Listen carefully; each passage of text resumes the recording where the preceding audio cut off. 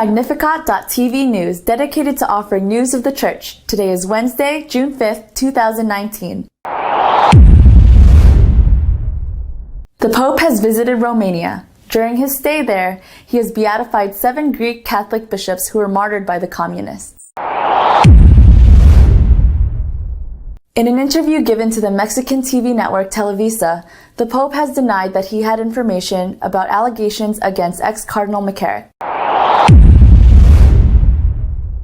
The disclosure of documents unknown until now, coming from the ex-Cardinal McCarrick's secretary, confirmed that Pope Benedict XVI had disciplined him. One of the most famous pederasty cases in Chile has come to nothing, because justice has confirmed that they haven't found crimes nor victims. The Orthodox Patriarch of Moscow has called for a ban to abortion in Russia in order to confront the serious demographic crisis the country is suffering. The Pope has gone on a new journey, this time to Romania, where he beatified 7 bishops from the Greek Catholic Church killed by communists. In Blach, last Sunday, Pope Francis beatified 7 Greek Catholic bishops from Romania who were killed by the communist regime from 1950 to 1970. These martyrs have given all to defend the Church. They didn't deny their faith, said a Romanian priest. The postulator for the cause of beatification of the bishops and vice-rector of the Romanian seminary in Rome, Father Vasile Mann, said that these bishops are considered martyrs by the faithful due to their testimony of faith, to their courage, and to their loyalty to the Holy Father and to the Church. In March, Bishops Valeriu Trian Frantu, Vasile Afente, Ion Sociu, Tito Livio Cinesu, Ion Blan, Alexandru Rusu, and Iliu Vasu were declared as killed out of the hatred to the faith between 1950 and 1970, during the Soviet occupation in Romania and the Crișeu governance. The Pope's presence in the beatification is a sign that the Holy See acknowledges the more than 40 years that lay people, priests, and bishops from the Greek Catholic Church in Romania were in hiding, while they were incarcerated, persecuted, and outlawed by the communist regime. Each one of these bishops was arrested and confined in prisons and fields until they died, often due to isolation, cold, hunger, illness, or hard labor. Most of them were never judged or sentenced, and they were buried in unmarked graves, without religious burial services. A year before his death, Bishop Iulu Hasu was appointed cardinal. After being in isolation for several years, he died in a hospital in Bucharest in 1970. His last words were, "My fight is over, yours goes on." In addition to his incarceration and isolation, Bishop Vasile Afente was tortured at the Ministry of Internal Affairs, and he later died on May 10, 1950, due to the injuries. During a long interview given to the Mexican TV network Televisa, the Pope has denied having any knowledge of ex-Cardinal McCarrick's crimes. On the same day that ex-Cardinal McCarrick's private correspondence went public, which proves that the Holy See had imposed restrictions on 2008, an interview to Pope Francis was published in which he ensures that he knew nothing about the ex-Cardinal. During the interview, the Pope refers to the unreliability of Monsignor Vigano due to the fact that he had to face judgment by his brother due to their paternal inheritance. Next, he added, "I obviously knew nothing about McCarrick. I said that several times that I didn't know, I had no idea. And that when he says that he talked to me that day he came, I don't remember if he talked about this. If it is true or not, no idea. But you know that I knew nothing about McCarrick.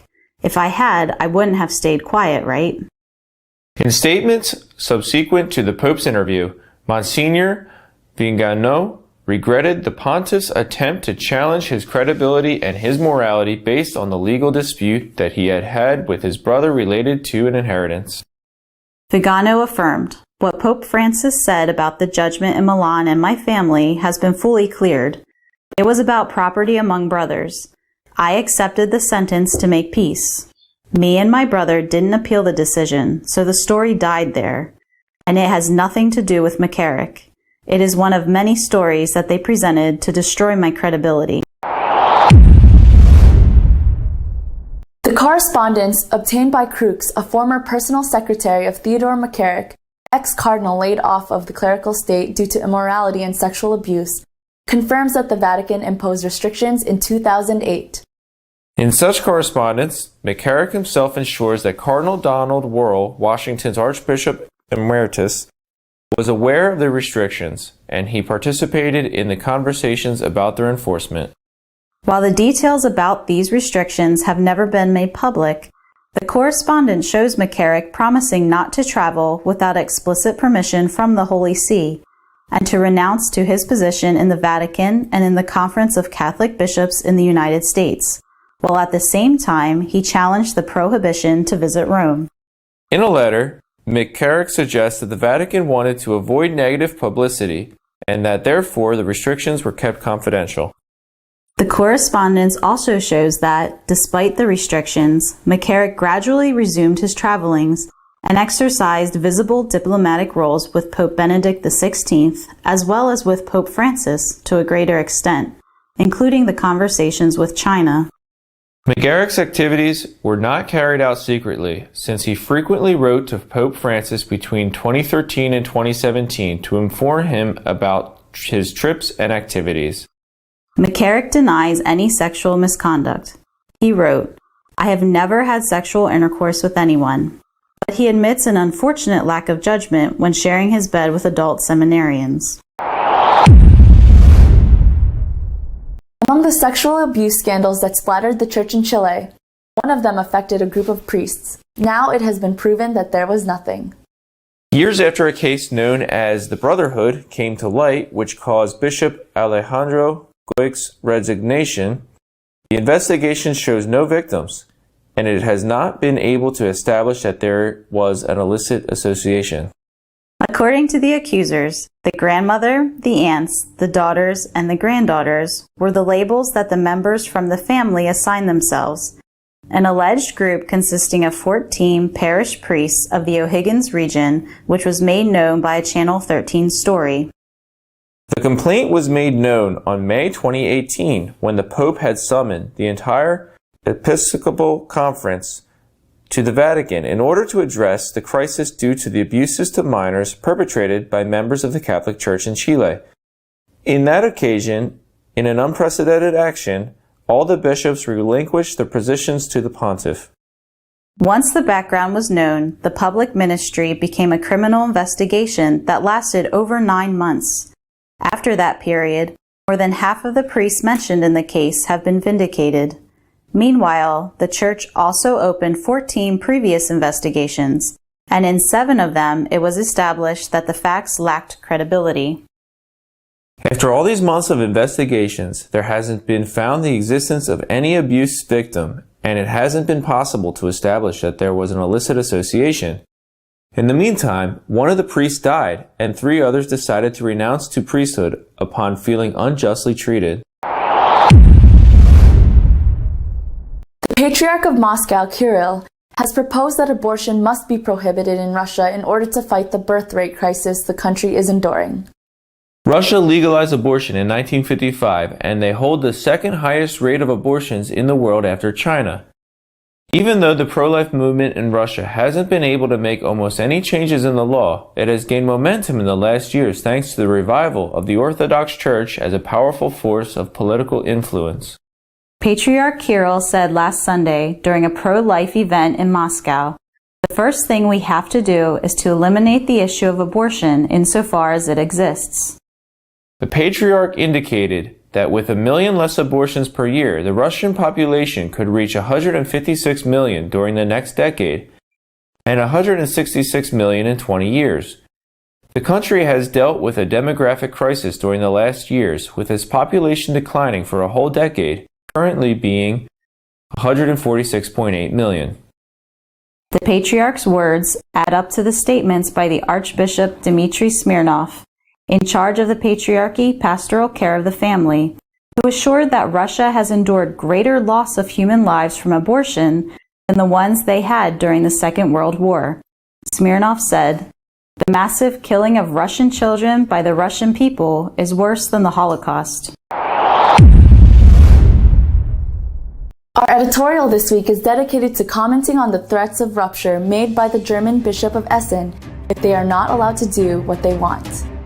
La actualidad de la Iglesia de esta semana ha estado protagonizada por la entrevista concedida por el Santo Padre a la cadena de televisión mexicana Televisa. Sobre todo aquella parte de la entrevista en la que ha hablado del caso del ex cardenal McCarrick.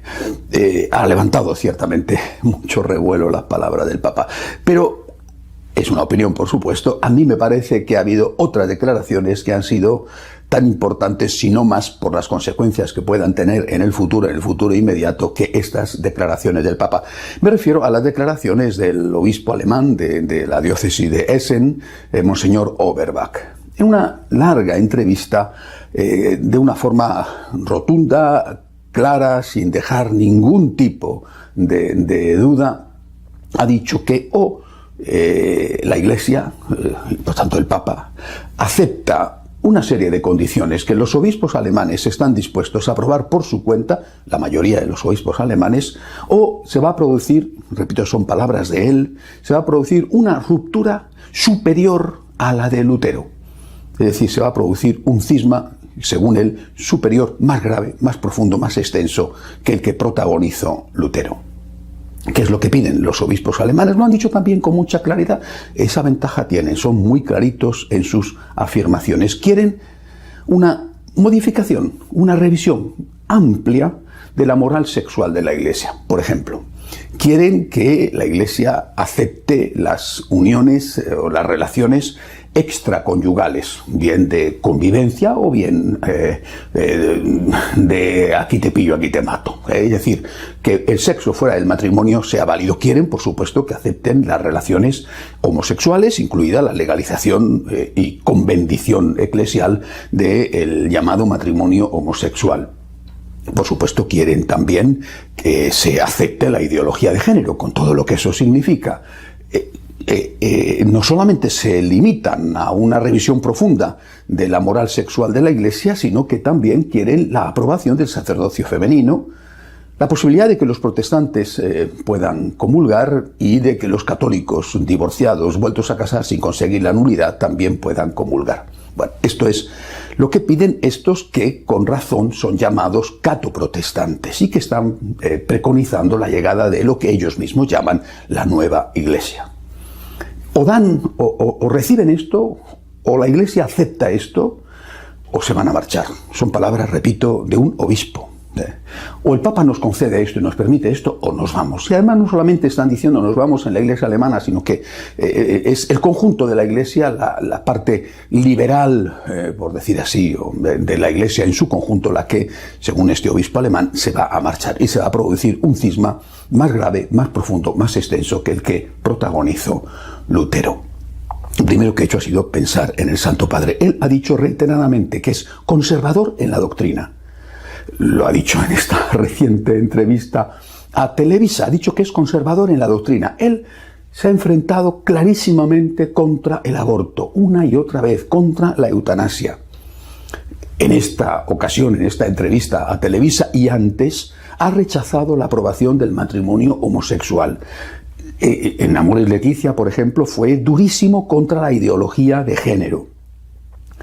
Recientemente ha negado cualquier posibilidad de que en la Iglesia Católica se acepte el diaconado femenino y el sacerdocio femenino, llegando a decir a las monjas que lo habían pedido, llegando a decir, la que quiera irse, que se vaya. Pero esto no lo vamos a aceptar porque no podemos traicionar y dejar de ser fieles a la doctrina y a la enseñanza de Jesucristo. Él se presenta con cosas muy concretas, poniendo nombre a los problemas como un papa conservador en lo doctrinal. Por tanto, yo lo que veo es que este grupo de obispos alemanes y de otros que no son solo alemanes, los catoprotestantes, la iglesia nueva, la iglesia liberal, le están haciendo un chantaje al Papa, le están dando un órdago al Papa. O esto, o nos vamos. Nunca, en todos estos años del pontificado del Papa Francisco, nunca he oído a un obispo de los llamados conservadores, de esos a los cuales sus enemigos tachan de todo, fascistas, reaccionarios, fariseos. Nunca he oído a un obispo o a un cardenal de ese sector, cardenal Sará, cardenal Miller, cardenal Eich, decir, o esto o nos vamos. Nunca. Estos, me refiero a los catoprotestantes, a los de la nueva iglesia, están actuando, no digo que tengan razón, pero están actuando como si ellos fueran los superiores del Papa, como si le estuvieran diciendo al Papa, nos debes el puesto, somos nosotros los que mandamos, te hemos puesto ahí y tienes que obedecernos, tú no eres el Papa somos nosotros, tú eres nuestro empleado. Eso es lo que le están diciendo, porque ellos son los que han pasado en todos esos años como sus grandes valedores, sus grandes amigos, y le han proporcionado al Papa el apoyo de los grandes medios de comunicación. Lo recordaban también la periodista que entrevistaba al Santo Padre en la entrevista de Televisa. Y ahora le están diciendo al Papa, tienes que pagar la factura, nos tienes que dar esto, y si no, como somos nosotros los que mandamos, si no, te vas a enterar. Es un chantaje al Santo Padre insostenible, insoportable, por el contenido de lo que reclaman. ¿Y por qué no puede chantajearse al Papa de este modo? Hay que darse cuenta del fondo de la situación, lo que piden, pero también de la forma. Están amenazando al Papa con la ruptura si no se les da lo que ellos piden. Esto es intolerable, esto es insoportable, no se puede consentir. Por eso tenemos que rezar por el Santo Padre. El vicario de Cristo tiene que promover, esforzarse por mantener la unidad de la Iglesia, por evitar los cismas. Pero la situación está llegando a un límite imposible de sostener, de mantener. Porque si estos cumplen su amenaza, o nos concedes esto o nos vamos, y el Papa cediera, me parece imposible que ceda el Papa, Me parece imposible, es que no me cabe en la cabeza que el Papa acepte todas estas cosas, primero por sus declaraciones reiteradas en contra de lo que ellos piden, y segundo porque es el Papa, tiene la asistencia del Espíritu Santo y no va a ir en contra de las enseñanzas explícitas de nuestro Señor Jesucristo. Pero evidentemente si el Papa cediera, cosa, repito, que me parece imposible, los que seguirían serían los otros, porque ya no podemos aceptar el sacerdocio femenino, no podemos aceptar esas cosas que van en contra de la tradición y la enseñanza clarísima de la palabra de Dios, no solamente en nuestro Señor, sino por ejemplo San Pablo. Están poniendo al Papa en una situación tan difícil que sinceramente me parece que debemos esforzarnos mucho más en acompañar al Santo Padre con nuestras oraciones.